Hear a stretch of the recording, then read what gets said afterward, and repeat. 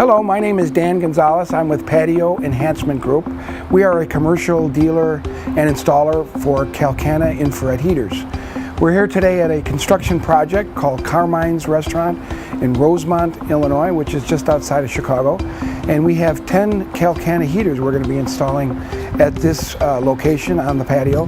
And today we're going to talk about the installation process of a Calcana heater, show you a little bit about what it takes from the point you get the boxes delivered to you to the point that we get a heater up in the air.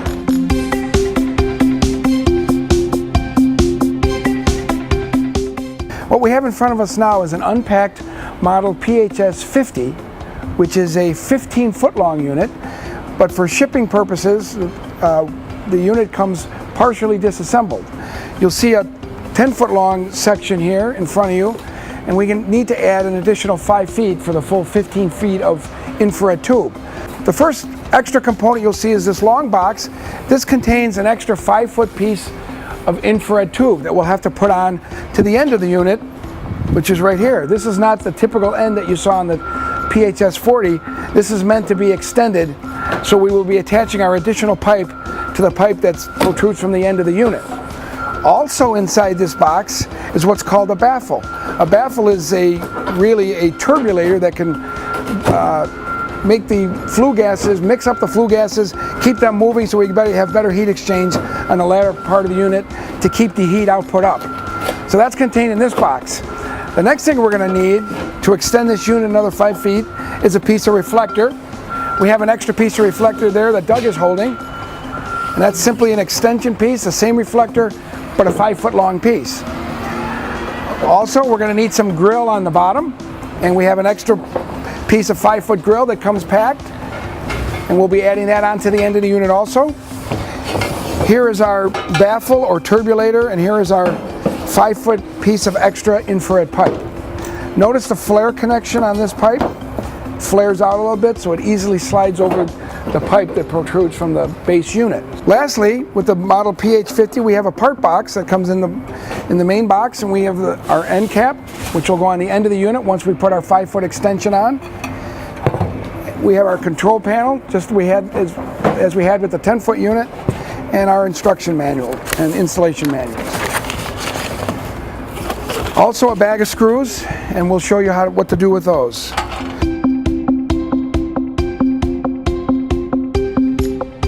Before we start drilling our screws down, we want to make sure that this auxiliary piece of reflector is tight up against as best it can be. So you may need a second man to hold it up while we put in our first screw. Again, no holes need to be drilled. They are self-drilling screws that are provided. Now, you'll see here that Dan is only going to be putting screws on the top, and we're not going to put screws on the side that you see here, right away. And you'll see the reason for doing that. There you go.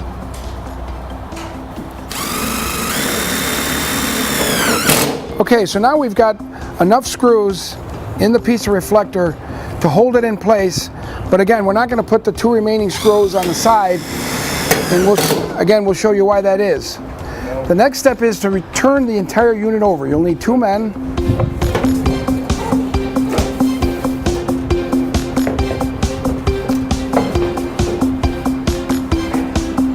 Okay, now the unit is shaping up, as you can see. The next step then is to take the piece of pipe that we already had inserted our baffle. Now that we've got our reflector installed, we're going to insert the baffle and secondary piece of pipe and connect it to the main unit section. Okay, remember we've got a flare connection here, so this auxiliary piece will slide right over the main pipe that's coming from the unit. Sometimes you have to work it in by twisting. Now we want to slide it to a point that the other end of the pipe is roughly half an inch, is close to half an inch beyond the edge of the reflector. And you'll see why in a second here we want to do that. We're going to be inserting our end plate. The end plate has tabs on it, just like we have tabs on the other end. And we want to insert the end of the pipe, and it's got a reduction fitting here that slides into the cutout on our end plate. So we slide those in, seat it on the tabs, and make sure our pipe is inserted in the cutout. Now, right now we have all the components positioned in the correct position, and now it's time to screw down our auxiliary piece of pipe now that we know it's in the right position. So we simply take some of the same sheet metal self-drilling screws and screw down through both pipes. And we'll want to do this at least 3 to 4 screws to make sure we got a very tight connection that's not going to move while we're trying to install and lift the unit in the air.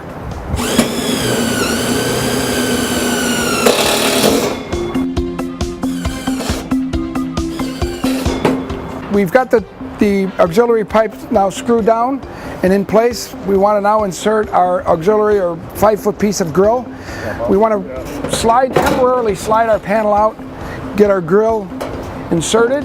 Spreading apart the reflector is always helpful to doing so. Makes it easy to slide that grill in and get it underneath the outer lip of the reflector. Now that we've got the grill in, don't worry about it dropping down. We're going to be able to lift it later, but we want to get our end panel back on.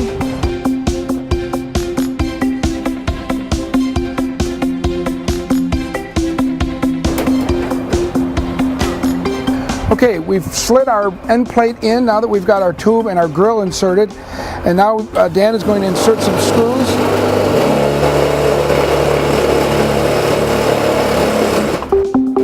And we're only going to put in 2 screws to hold it in place.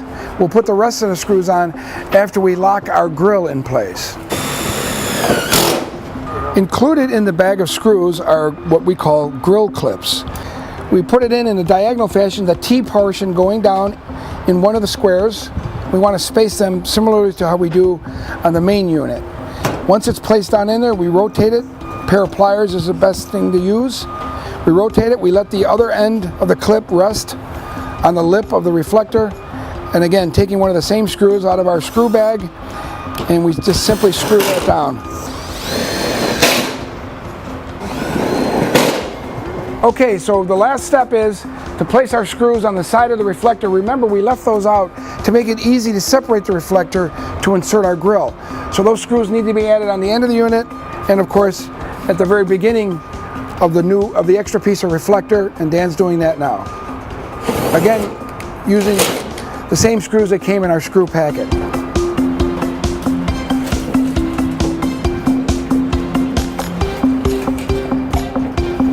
After the unit is turned over, you'll notice that, boy, we have some screws we have to put in here, and those were not accessible when the unit was upside down. So we're going to go ahead and put those in, and we're going to match the pattern that we do that's on the main base unit.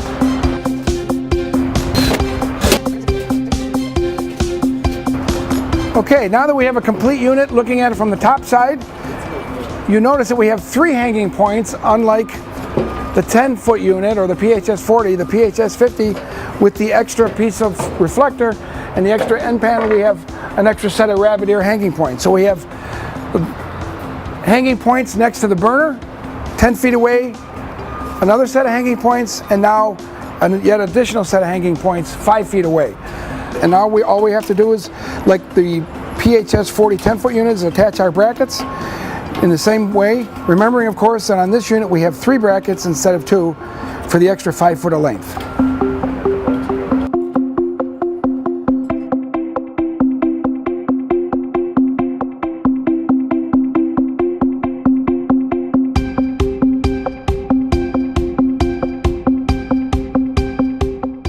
You may already be asking, how do I control a unit once I have it powered up and piped? Well, the answer is right here. We have a controller here that has 2 components on it. We have an on-off control. Now remember, this is a low voltage, so we need to bring low voltage to wherever we mount this. Typically on the outdoor wall of the patio, could be mounted indoors. We bring low voltage wires to wherever we're going, and these wires come back to the control panel you see up there.